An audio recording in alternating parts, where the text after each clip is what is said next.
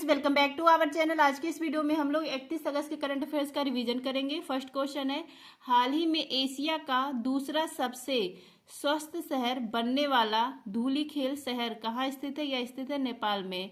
धूलीखेल शहर यह नेपाल का शहर है। WHO के द्वारा यह नेपाल का पहला स्वस्थ शहर घोषित किया गया है।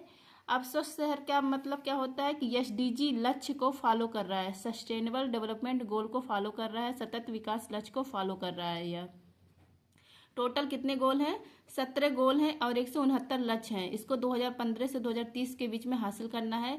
पहला SDG गोल है गरीबी उन्मूलन, दूसरा SDG गोल है भूखमरी उन्मूलन। नेक्स्ट है लल्लन टॉप। नेपाल की राजधानी है काठमांडू। काठमांडू में किसका हेडक्वार्टर है? सार्क का। यहाँ के प्रधानमंत्री का नाम है KP शर्मा ओली। पर्यटन राजधानी है पोखरा। और नेपाल की सीमा किन किन राज्यों से लगती है? उत्तराखंड, उत्तर प्रदेश, बिहार, सिक्किम, पश्चिम बंगाल। नेक्स्ट आपका, हाल ही में टाटा कंसल्टेंसी सर्विसेज ने अपना 5वां पेस स्टूडियो कहाँ लॉन्च किया है? इसको लॉन्च किया है फिलीपींस देश में। पेस स्टूडियो यह लॉन्च किया गया है टाटा कंसल्टेंसी सर्विसेज के द्वारा। क्यों लॉन्च किया गया है? डिजिटल इनोवेशन इसको बढ़ावा देने के लिए लॉन्च किया गया। AI मतलब आर्टिफिशियल इंटेलिजेंस, क्लाउड कंप्यूटिंग और साइबर सिक्योरिटी, इसके लिए यह लॉन्च किया गया है। कहाँ पर लॉन्च किया गया? मनीला, फिलीपींस में। अब देखिए लल्लन टॉप। म्यांमार की राजधानी नापीता, मुद्रा है कयात। लाओस की राजधानी है वियतनिते। वियतनाम की राजधानी है हनोई, मुद्रा है डोंग।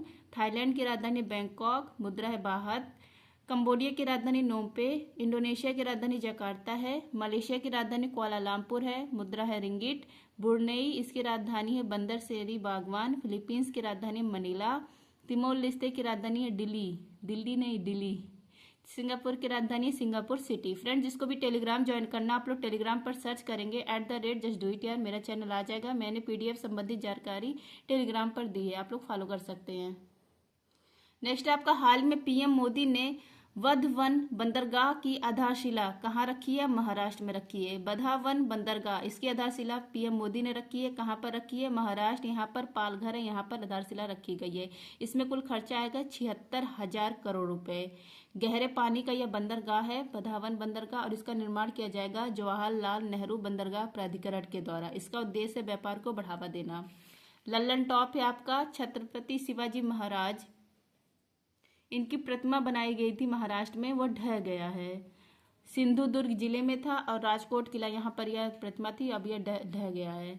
महिला बाल विकास मंत्री है अन्नपूर्णा देवी, इनके द्वारा सी बॉक्स लॉन्च किया गया है, जो कार्यस्थल पर महिला के साथ यौन उत्पीड़न होता है उसको रोकने के लिए। नेक्स्ट आपका, कार्यस्थल पर यौन उत्पीड़न को रोकने के लिए विशाखा गाइडलाइंस भी है।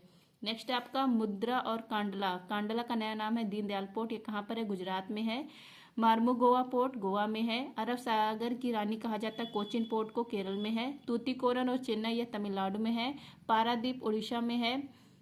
कोलकाता और हल्दिया कहाँ पर है? पश्चिम बंगाल में है। नेक्स्ट आपका, ब्रिटेन का साउथ एम्पटन विश्वविद्यालय अपना परिसर कहाँ स्थापित करेगा? गुरुग्राम में। UGC ने ग्रांटेड लाइसेंस यह दिया है साउथ एम्पटन विश्वविद्यालय, इंग्लैंड का विश्वविद्यालय, इसको लाइसेंस प्रदान कर दिया और यह अपना ब्रांच अब खोलेगा गुरुग्राम हरियाणा में। और यह नई शिक्षा नीति को फॉलो करेगा और इसका जो पहला सत्र स्टार्ट होगा वो जुलाई 2025 से स्टार्ट होगा। अब UGC ने लाइसेंस दिया है तो UGC के बारे में देखिए। यूनिवर्सिटी ग्रांट कमीशन, विश्वविद्यालय अनुदान आयोग, इसकी स्थापना 1956 में, हेडक्वार्टर है दिल्ली में, हेड कौन है? जगदीश कुमार है। नेक्स्ट है आपका, अंतर्राष्ट्रीय सौर गठबंधन, इसका हेडक्वार्टर गुरुग्राम हरियाणा में, इसकी स्थापना 2015 में इंडिया और फ्रांस ने मिलकर की थी। नई एजुकेशन जो पॉलिसी है यह किस समिति पर सिफारिश पर आया था? कस्तूरी रंगन समिति। नेक्स्ट है आपका, हाल ही में मौसम विभाग ने कच्छ के ऊपर गहरे दबाव के क्षेत्र को असना चक्रवात में बदलने की आशंका जताई है। चक्रवात का यह नाम किसने रखा है? पाकिस्तान ने। असना यह चक्रवात है, कच्छ गुजरात में निम्न वायुदाब लो प्रेशर बन रहा है, तो इससे यहाँ पर चक्रवात की कंडीशन होती है। अगर ऐसी होती है तो यहाँ पर तेज बारिश होगा। तो ये जो असना है, इस चक्रवात का नामकरण किसने किया है? पाकिस्तान ने। नेक्स्ट है आपका रैमल चक्रवात का नामकरण किया था ओमान ने, इसका अर्थ है रेत। ऑस्ट्रेलिया है वहां पर चक्रवात को कहा जाता है विली विलेज। नेक्स्ट आपका, भारत की पहली स्वदेशी ERBA MDX monkey pox RT-PCR kit कहाँ लॉन्च हुई है? आंध्र प्रदेश में। सीमेश कंपनी इसके द्वारा PCR किट लॉन्च किया जाएगा। यह भी मंकी पॉक्स के लिए है। 40 मिनट में जांच हो जाएगा, लेकिन यह अभी लॉन्च नहीं हुआ, लॉन्च होगा। और इससे पहले एक लॉन्च हो चुका है, यह है इरबरा MDX monkey pox RT PCR। यह भारत की पहली स्वदेशी एमपॉक्स किट है। कहाँ लॉन्च किया गया? आंध्र प्रदेश में, और चंद्रबाबू नायडू यहाँ के मुख्यमंत्री के द्वारा लॉन्च किया गया है। यह सामान्य तापमान पर रखा जा सकता है 12 माह इसकी सेल्फ लाइफ है। इसकी एक्यूरेसी 100% है। तो ये लॉन्च हो चुका है, और ये जो RT PCR है यह फ्यूचर में लॉन्च होगा। एमपॉक्स का पहला केस 1958 में मिला था। बंदर काटने से यह होता है। पहले इसका नाम था मंकी पॉक्स, अब इसको एमपॉक्स कहा जाता है। WHO ने इसको ग्लोबल हेल्थ इमरजेंसी घोषित किया है। DNA वायरस से होता है। शरीर के ऊपर लाल चकत्ते जमते हैं। नेक्स्ट आपका पैरा ओलंपिक 2024 में अवनी लेखरा ने 10 मीटर एयर राइफल में कौन सा पदक जीता है? गोल्ड। पैरा ओलंपिक्स 2024 ये कहाँ पर हो रहा है? पेरिस में हो रहा है। और अवनी लेखरा इन्होंने गोल्ड मेडल जीता है, और यह पहला गोल्ड है भारत का। 10 मीटर एयर राइफल यहाँ पर स्टैंडिंग SH1 कैटेगरी में इन्होंने गोल्ड जीता है। और पैरा ओलंपिक में 2 गोल्ड जीतने वाली ये पहली भारतीय हैं। और भी देखिए मेडल आया है। प्रीति पॉल इन्होंने महिला 100 मीटर दौड़ में कांस्य पदक जीता है, और ऐसा करने वाली पहली भारतीय हैं। मनीष नरवाल इन्होंने शूटिंग में सिल्वर मेडल जीता है। और मोना अग्रवाल इन्होंने कांस्य पदक जीता है 10 मीटर एयर राइफल में, जिसमें अवनी लेखरा ने गोल्ड जीता है, उसी में मोना अग्रवाल थर्ड आई हैं। कांस्य पदक इन्होंने जीता है। नेक्स्ट है आपका ICG ने पहला स्वदेशी रूप से विकसित कौन सा प्रदूषण नियंत्रण पोत लॉन्च किया है? इसका नाम है समुद्र प्रताप। समुद्र प्रताप यह भारत का पहला स्वदेशी प्रदूषण नियंत्रक पोत है। यह लॉन्च किया गया है गोवा में, और इसका निर्माण किया है गोवा शिप बिल्डर्स ने। किसके लिए?